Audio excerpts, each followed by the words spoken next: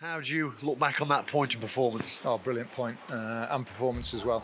I don't think it was there were a lot of chances within the game, but I thought our efforts from the team, with so many different challenges this week and players making the first start, for quite some time. Macca, Elliott, Hewitt, Bailey Cargill.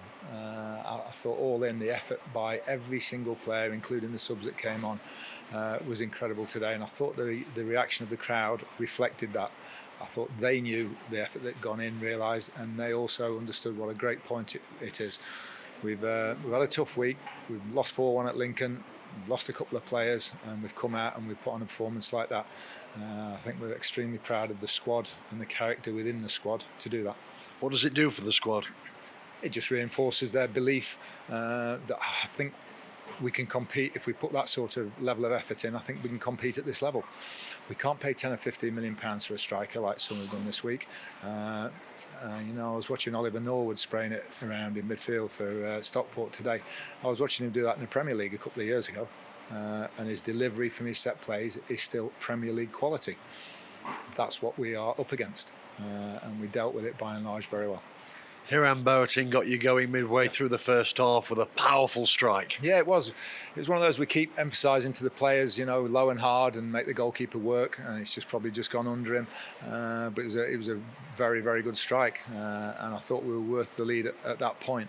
Disappointed with the goal we conceded, as we always are. 2 slips actually.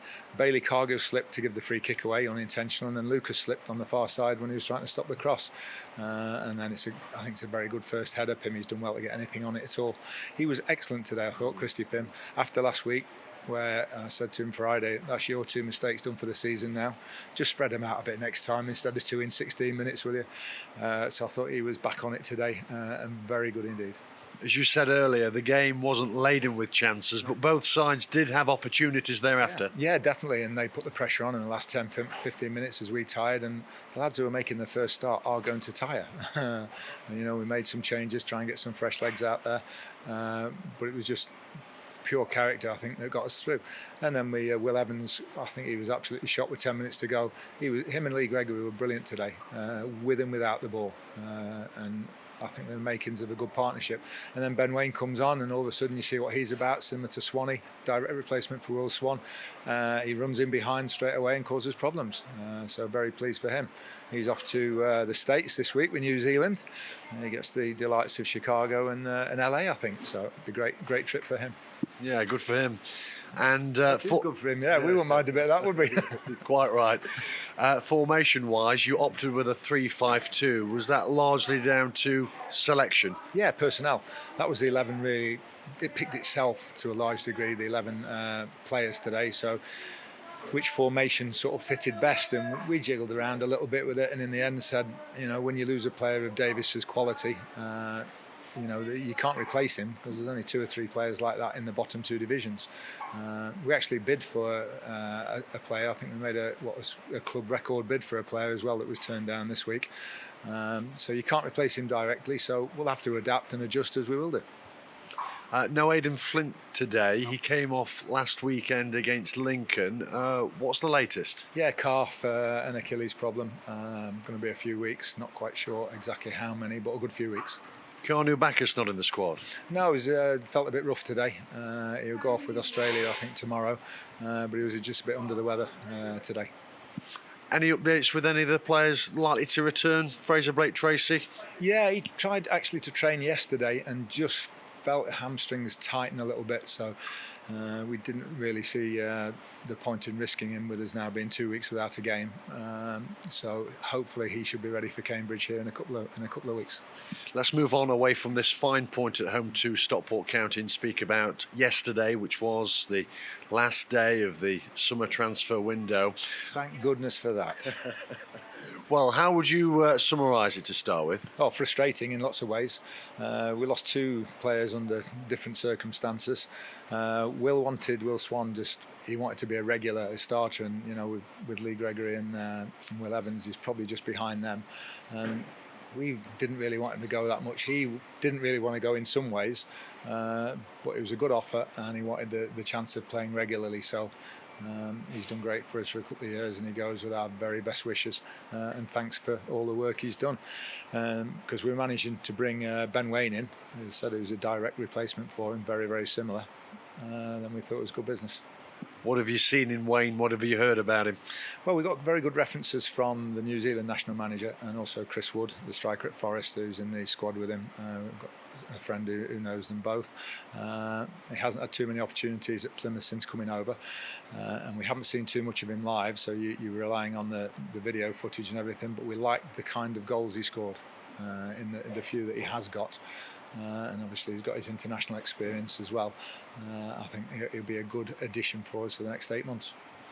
And Davis Keeler-Dunn sold to Barnsley. Yeah, Davis made it very clear from day one coming back pre-season that he wanted to leave. So we've sort of always had a policy over the years that if somebody doesn't want to be here and doesn't want to play for a club, and especially this one, then move on.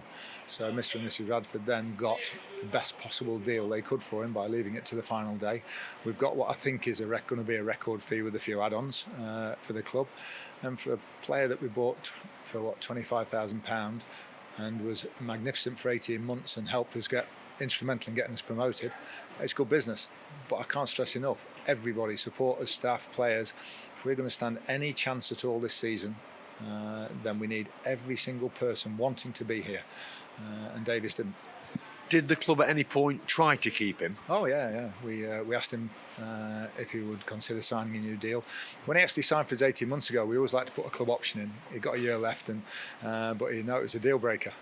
He changed agents, representatives in the summer, and right from day one, I think he'd had his head turned and wanted to leave. But yeah, I've discussed briefly with him a new deal, which again, I don't know all the facts from the past, but would have probably made him the highest paid player in the club's history. But he was adamant, didn't even want to discuss it. On what terms does he leave here? With our thanks, we wish he'd have stayed. But as I say, once you say, I want to leave and I don't want to be here, I don't think we can't carry that in the dressing room or out on the pitch. Because the only thing that's got us the point today is that complete and utter 100% commitment from every single player. And that's what we've got for the next 4 months for every player that puts a shirt on. Was there a want to get more players in yesterday? Yeah, we tried right up to the last minute. We're a little bit tight numbers wise, as you know, with this 22 and then 21 really with a homegrown player, and having now Aidan Flint, George Maris, Rhys Oates and Alfie Kilgore's 4 of those. It leaves us a little bit tight. We were trying to get a couple of under 21s in because they don't count, but couldn't manage that in the end. But so we'll go with what we've got. I think sometimes you can lose sight and say, well, you know, we've got George Williams, we've got Tom Nichols, been very, very good, solid, steady players for us. They have to be better than them for us to consider bringing them in. There's no point in just bringing Sake in for numbers. I think in 6 or 8 weeks we'll have some of the lads fit that we just talked about, and it'll be a different looking squad. We've just got to get through that next 6 or 8 weeks. When you do get all your players back, will you be satisfied with the overall balance of the squad? Well, I don't know until we see it, until we see how it is. We might lose somebody else before then, you never know. But you know, there was 6 big players for us with Fraser and Keanu missing and Flinty as well as the long-termers. So we'd like the opportunity to have a look at certain things when they're all available. So we'll find out, and if not, we'll strengthen in January. But today gives us a great deal of encouragement going into the break. You have got the option, if you wish, of exploring the transfer market via free agents. Could that be explored? Yeah, there is one particular one who we've spoken to, but they'll have to make a decision before Wednesday, because that's when we have to confirm our squad to the Football League, and that'll be the 22 players that take us then through to transfer window in January. And the Wycombe game, which was scheduled for a week today, has been postponed because of 3 international call-ups to Stags players. What's the plan now until the Cambridge game in a fortnight's time? Well, the players are going to have some rest next week, because from the first day of reporting back, early July, they have worked incredibly hard, and you saw it again today. So I think it's come at a good time to have a few days rest for them and get ready for the Cambridge game in a couple of weeks. Not sure if we'll have anybody back, hopefully Keanu, but he'll be flying back from wherever they're playing. I think Indonesia. Ben Wane's flying back from LA, so hopefully they come back in reasonable shape. Fraser Blake Tracy should be okay, and it's another 2 weeks close to having the others fit.